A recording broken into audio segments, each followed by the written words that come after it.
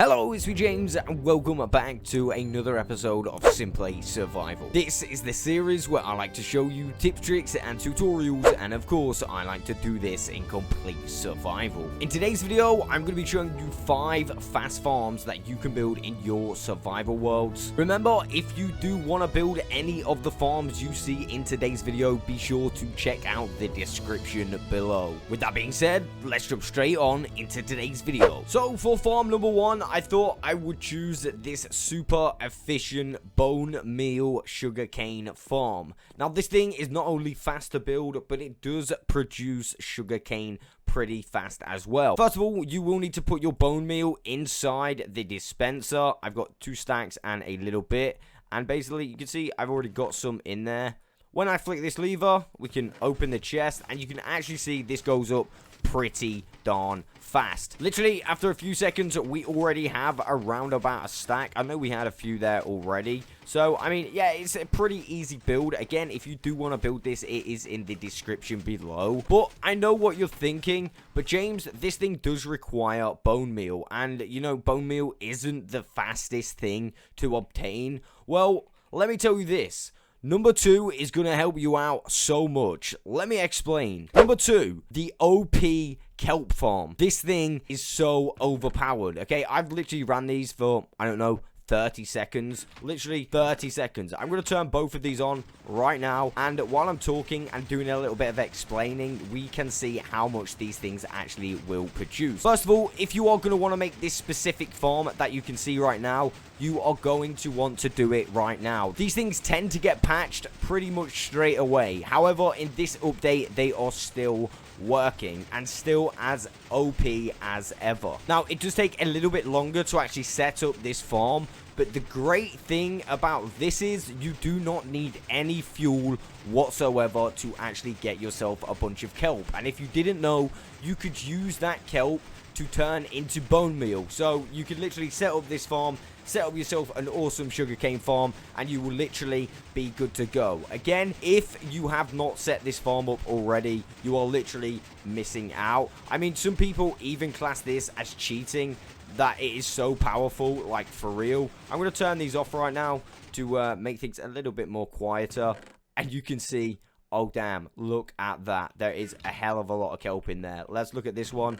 And oh damn, we nearly have a full row now. I could keep that going all day, and those chests will be filled in no time. Again, you could link a composter to the original hoppers, it giving yourself infinite bone meal, allowing yourself to power your sugarcane as well. So yeah, that's number 2, the infinite OP 0-tick kelp farm. So if there's ever a time I want it to rain in Simply Survival, it is quite literally right now. And the reason being is because farm number 3 is a AFK fish farm. And if it is raining, you can actually get a lot better loot. Or at least I think the actual rates are 40% better. Again, I'll flash a little thing on screen, exactly the percentage of how better it is when it's raining, but I would always advise using this farm when it's raining. Again, this one is really fast to set up. The resources that you need are literally next to nothing. You can see a couple of chests. There's a minecart chest down there, some lava,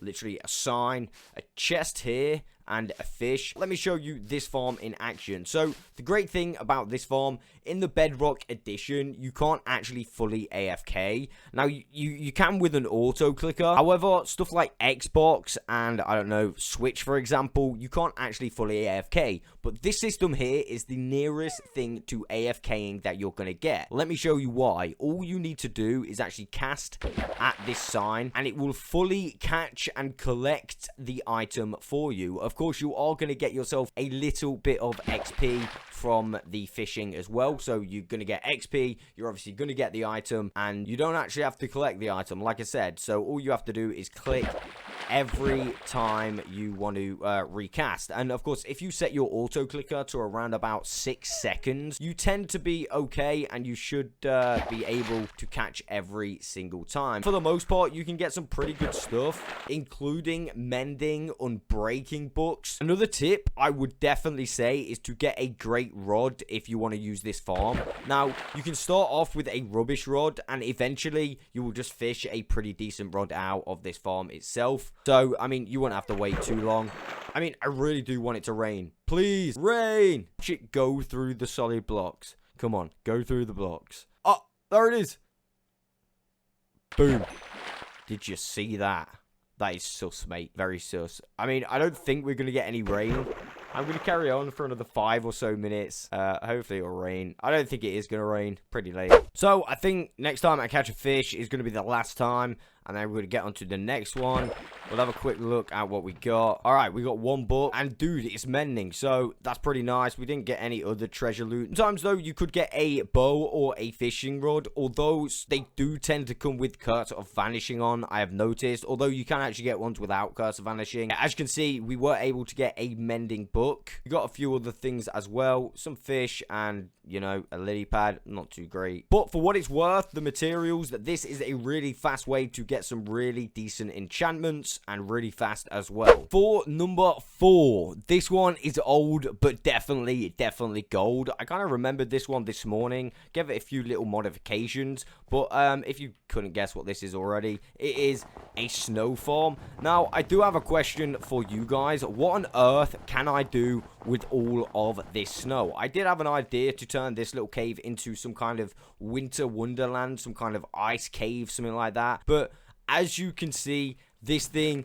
is so OP. It is fast as hell. And to top it off, the resources to actually make this snow farm are actually pretty decent. Like, barely any. I've added some maybe even unnecessary bits. But, I mean, you're going to need 2 pieces of snow, 1 pumpkin. That is, of course, for your snow golem. Bring yourself 2 chests to make a double chest. I mean, I would definitely recommend a double chest, maybe even some more chests if you really want. A hopper, stone stairs. Now, what the stone stair is for is to prevent it from going in your inventory. Again, if you wanted to put it in your inventory straight away, you could remove the stone stairs. That does go for a couple pieces of glass as well, but I do find it helps collect the snow up, so I will show you. And we've got 1 glass pane just here. That is to keep our snow golem in place. Let me very quickly show you how to build this thing. It is so quick. Again, guys, if you know a good idea what I can do with this snow, let me know and I will actually give it a go. So yeah, anything good to do with snow, let me know. And let's go. We don't want it to be dark. No. We're gonna put that there. And basically, we need a block for our snow golem to sit on. Now, for some reason, that guy's sitting on obsidian. You do not need that guy to be sitting on obsidian. We're gonna place him just there, like so. And then I'm gonna place 1 block there and 1 block there. Now, you're gonna want a temporary block. I'm just gonna use my stair, and then I'm gonna place 1 there, like so. Grab your pickaxe and remove that temporary block. Now you have a trap for your snow golem. I mean, you could do the back if you really wanted to. I'm not going to do the back. You want a piece of snow there. And then, of course, you need to get on top somehow. So I'm just going to use this piece of glass. And boom.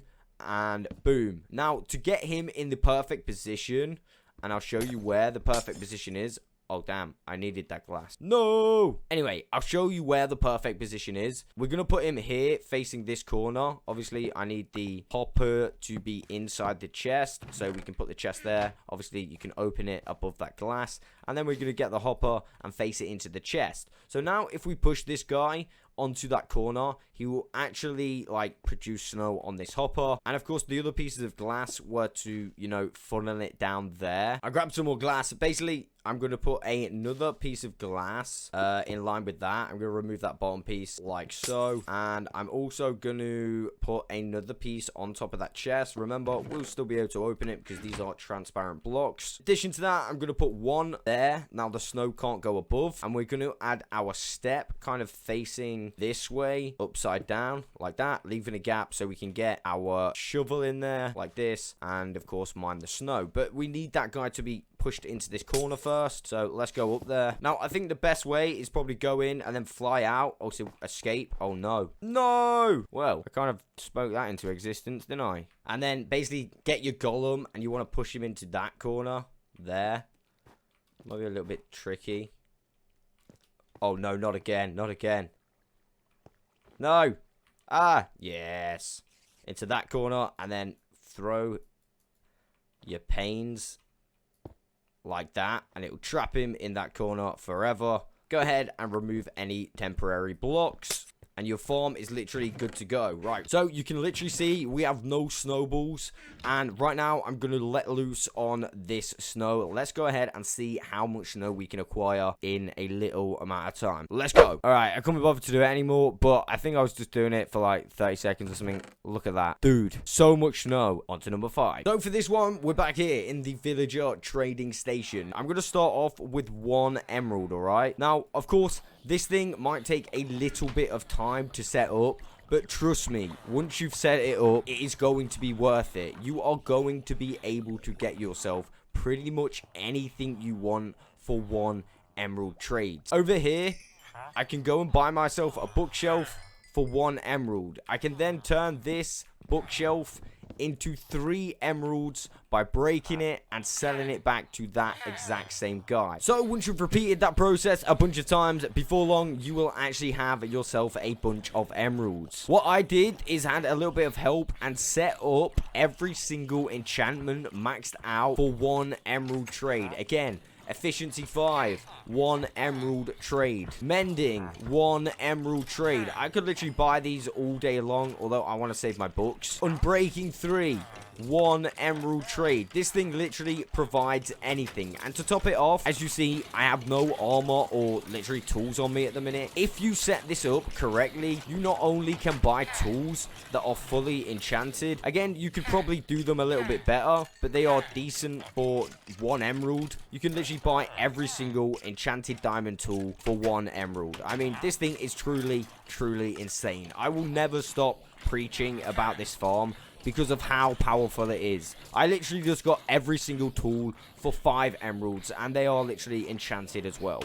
Doesn't just stop there. I can quite literally get myself a full suit of armor for 4 emeralds. Again, it has blast protection on, but you could use a grindstone to grind that off and add your own enchantments at a very cheap price. But what if I didn't want diamond armor? What if this just wasn't that good? Well, fear not. You could actually set up some villagers to quite literally buy some beds. Now, you might be thinking, James, why do I need to buy beds? Well, these things in the nether do not work. They just blow up, and you can use these as a tool to find netherite. That means these villagers are quite literally offering you another tool to find the best ore. I don't know if it's an ore, whether netherite's an ore, but it's one of the best things in the game, and you can literally buy these for 1 emerald each, make your way to the nether, and literally, you know, blow them up, and hopefully find yourself some netherite. And if that wasn't good enough for you, this farm has 3 different ways of actually obtaining XP. Way number 1 is simply by buying something off the villagers. Every time you make a purchase, you will receive a little bit of XP. Way number 2, you can quite literally buy XP off these guys, as you can see. So I'll get double XP, I'll get XP for buying them, and I'll get XP because I'm buying XP.